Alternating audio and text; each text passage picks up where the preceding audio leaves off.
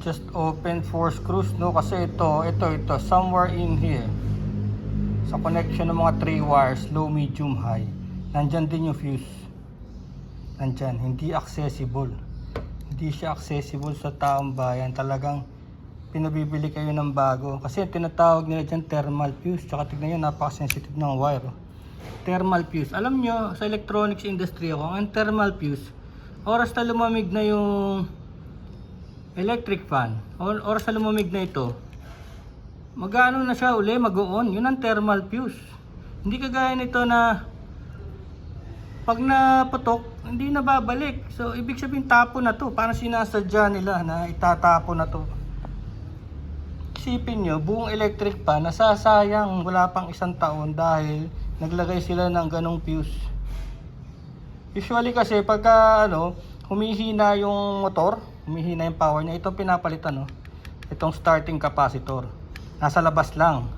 Pero itong thermal fuse na tinatawag nila, nasa loob. Bakit mo gagawin yun? Dapat nasa labas din yung fuse kung gusto mo siyang protection lang laban sa sunog. Diba? Pag nag-overheat yung motor, mapuputok.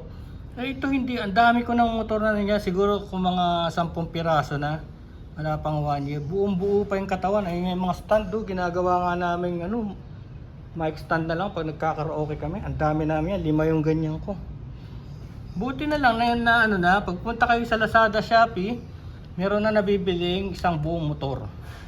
Kaya lang kailangan nyo pa rin ng knowledge para palitan yung motor. Kasi babaklasin nyo, papalitan nyo isang buong motor. Itong mga motor na to pinalitan ko, na-save ko yung mga 3 electric fan namin. Nakuha ko to 240 sale.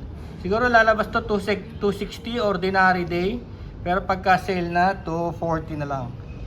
No, ito napalitan ko na, buo na uli electric fan.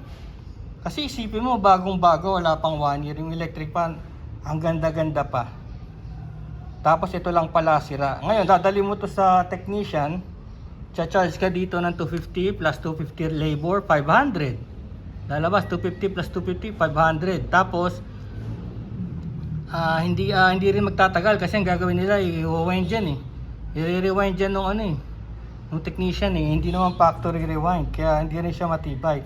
Sometimes hindi pa niya may babalik sa ayos. Sometimes yung low, medium, high magkakaiba, maiksi yung wire. Minsan nga may dinala ko ng stand fan, kinabit niya yung mga wires, nakababa yung stand fan. So nung tinaas yung stand fan, nung in-adjust yung height, nabunot yung mga wire.